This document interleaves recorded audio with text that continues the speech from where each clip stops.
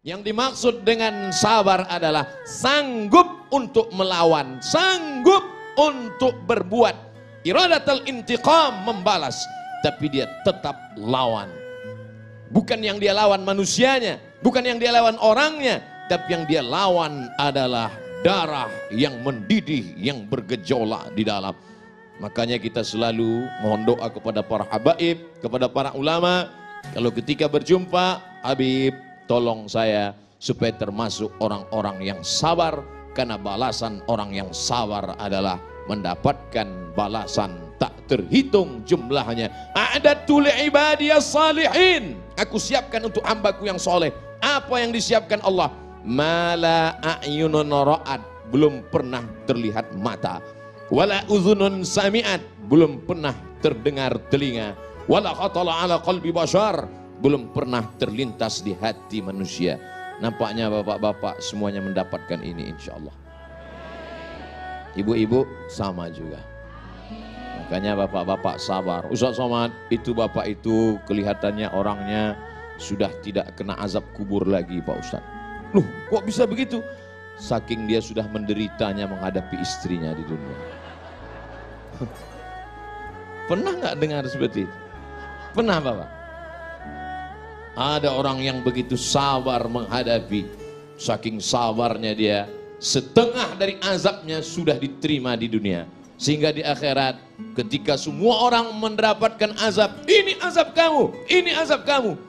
Lalu orang ini kata Allah, azab kamu DP-nya sudah diambil dunia. Ini tinggal cash-nya saja.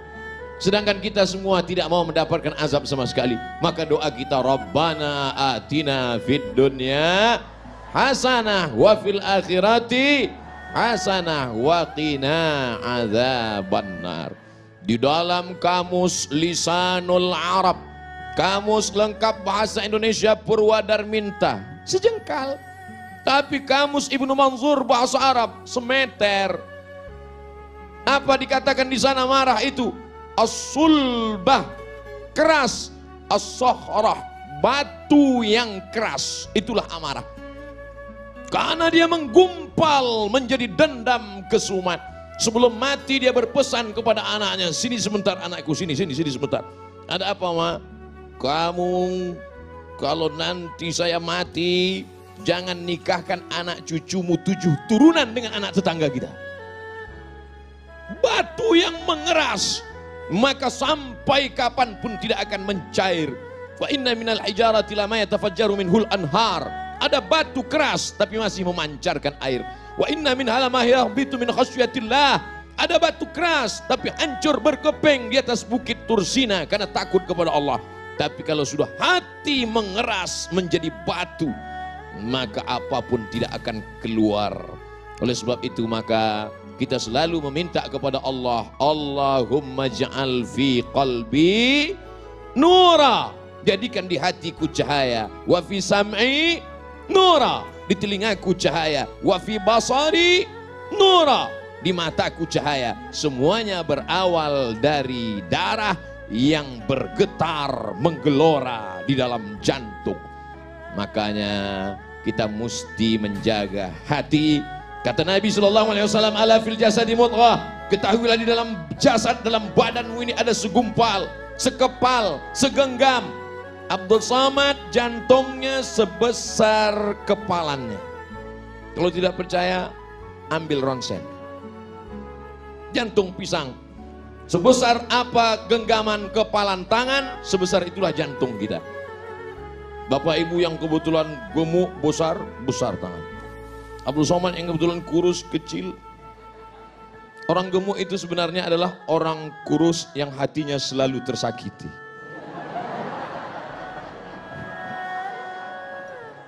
Jadi kalau segumpal ini sudah hancur berkeping, digelorakan oleh setan, darah di dalam itu dibuatnya menjadi mendidih, maka kata Nabi SAW, innaha jamratun minan nar, sesungguhnya ada satu batu kerikil dari api neraka, tuqidu fi qalbi, yang dinyalakan di dalam hati seorang hamba. Alam tarau, apakah kamu tidak pernah melihat humrata ainaihi, Kalau sudah dinyalakan di dalam hati kerikil neraka, maka kamu akan melihat cahaya merahnya sampai ke kelopak mata.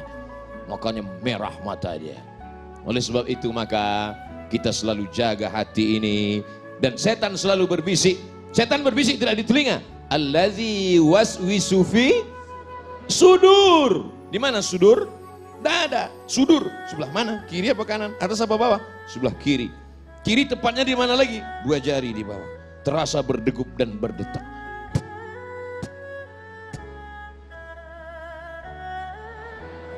Kalau mikrofon yang mahal biasanya kedengaran. Iya.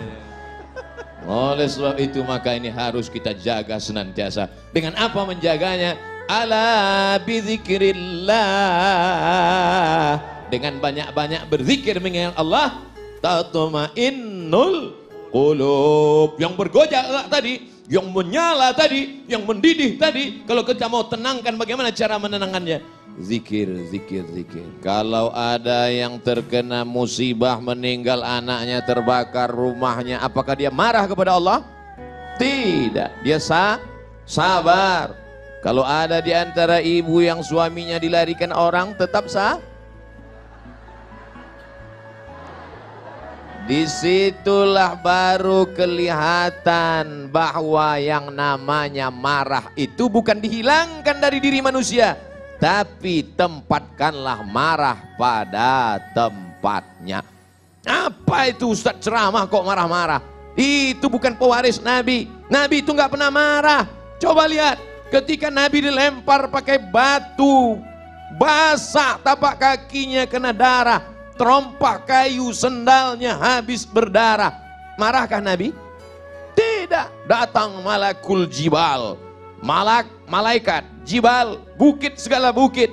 Hai Muhammad sallallahu alaihi wasallam, tunjukkan padaku mana bukit yang paling besar di atas muka bumi ini. Akan aku timpakan ke atas negeri Taif. Rata mereka semua dengan tanah. Sebelum kita dengar jawaban Nabi SAW, andai yang datang itu malaikat kepada Abdul Somad. Hai Abdul Somad, tunjukkan mana. Belum lagi selesai malaikat langsung saya potong ngomongnya. Itu Gunung Bromo, itu Gunung Kidul, itu Gunung Merapi. Ratakan mereka dengan tanah. Jangan sisakan satu pun.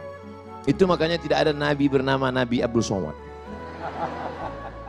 Karena tidak lulus fit and proper test. Apa kata bumi? Wahai Muhammad sallallahu alaihi wasallam, kalau sampai darahmu menetes kena ke bumi, aku telan penduduk Taif itu rata sama rumah-rumahnya, aku telan. Apa yang dilakukan Nabi SAW? Nabi menyapu, mengusap supaya darah tidak menetes ke bawah. Andai malaikat berkata, bumi berkata, tanah berkata kepada Abdul Somad, Abdul Somad, andai menetes darahmu ke tanah, langsung saya gesekkan ke tanahmu. Tapi Nabi Muhammad SAW, adakah dia marah? Tidak. Adakah darahnya sempat menetes ke tanah? Tidak. Apa doanya? Asallah an yukhrij min aslabihim man ya'budullaha wa la yusyrika bihi syai'a. Ya Allah, keluarkan dari tulang sulbi mereka anak cucu yang akan mentauhidkan engkau, tidak mensyirikkan engkau. Bumi yang melempari Nabi itu sekarang 100% menjadi negeri Islam. Itulah dia negeri Taif, 91 km dari kota Makkah Al-Mukarramah. Pergilah bersama rombongan umroh kalau iklan. Artinya apa? Perjalanan hidup ini ada kalanya Nabi tidak pernah marah. Ketika pada perang Uhud, sahabat mengelilingi baginda Nabi Muhammad sallallahu alaihi wasallam.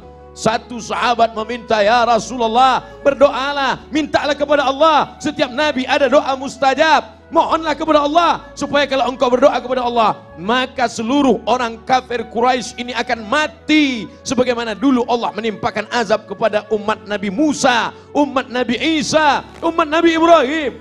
Apakah Nabi memanjatkan doanya? Tidak. Apa kata Nabi? Aku simpan doa mustajab itu syafaatan li ummati yaumal qiyamah, untuk syafaatku untuk umatku sebagai syafaat nanti di akhir zaman. 1441 tahun yang lalu dia sudah memikirkan kita. Dia tidak marah, dia tidak pernah mengamuk, dia tidak pernah berteriak. Kenapa Abdul Somad kalau ceramah teriak-teriak? Karena Abdul Somad ceramah jam ini suasana genting. Habis makan siang, urat perut tegang, urat mata kendur. Angin spoi-spoi. Jadi kalau saya ceramah, marilah kita sabar. Nabi nggak pernah marah. Makanya saya selalu kalau ceramah saya perhatikan, mana yang kira-kira matanya 5 watt ke situ saya. Marilah kita. Supaya apa? Supaya kita pandai menempatkan kapan kita bersuara lembut dan kapan kita bersuara keras. Bukan berarti orang suaranya keras itu hatinya keras. Selembut sutra, smooth as silk, lembut seperti sutra. Kalau kau tak percaya, belalah dadaku, kan kau dapati lafaz Allah di sana. Saudaraku yang dimuliakan Allah Subhanahu wa taala, itu tuh Nabi nggak pernah marah, Nabi nggak pernah ngamuk. Kenapa kamu marah? Kenapa kamu ngamuk? Kamu kenapa nggak meriwayatkan hadis Nabi yang sedang marah? 1 bulan Nabi berdoa, Allahumma al'an bani Ra'il, Allahumma al'an bani Zakwan, Allahumma al'an Usayyah, laknat bani Ra'il, laknat Usayyah, laknat Zakwan. Kenapa? Karena mereka membunuh 70 da'i yang dikirim oleh Rasulullah sallallahu alaihi wasallam. Kunut subuh, kunut zuhur, kunut asar, kunut Jumat, laknat, laknat, laknat. Qanata Rasulullah sallallahu alaihi wasallam syahran, thumma tarakahu. Setelah sebulan Nabi tidak berkunut lagi. Apa kata Abdurrahman ibnu Mahdi? Makna thumma qanata tarakahu, tarakahu. Nabi meninggalkan, bukan kunutnya yang dia tinggalkan, yang dia tinggalkan laknatnya, sedangkan kunutnya berlanjut sampai meninggal Nabi Muhammad sallallahu alaihi. Pernahkah Abdul Somad dalam doa kunutnya melaknat? Enggak pernah. Allahumma hadina fi man hadait, amin, wa afina fi man afait, amin, wa tawallana fi man tawallait, amin, wa barik lana fi ma a'tait, amin, wa qina bi rahmatika syarra ma qadait, amin. Sisanya pujian kepada Allah. Fa innaka taqdi wa la yaqda 'alaik wa innahu la yadhillu man walayt wa la ya'izzu man 'adait tabarakta rabbana wa ta'ala falakal hamdu 'ala ma qadait nastaghfiruka wa natubu ilaik. Bagi yang hafal, yang enggak hafal gerak-gerak kena yang mulut. Bagaimana kalau Abdul Somad kunut subuh, kunut zuhur, kunut asar berdoa, Allahumma al'an Israel, Allahumma al'an, pokoknya laknatlah semua yang menzolimi, yang menganiaya, yang mengkriminalisasi ulama, yang menyudutkan orang-orang soleh, laknat. Kira-kira kalau kita baca doa kunut subuh, kunut zuhur, kunut asar, kunut maghrib, kunut isya, apa kata orang? Itu imam radikal. Padahal kita sedang marah. Kalau agamamu dihina, ulamamu dilecehkan, kau tidak marah, maka gantilah bajumu dengan kain kafan.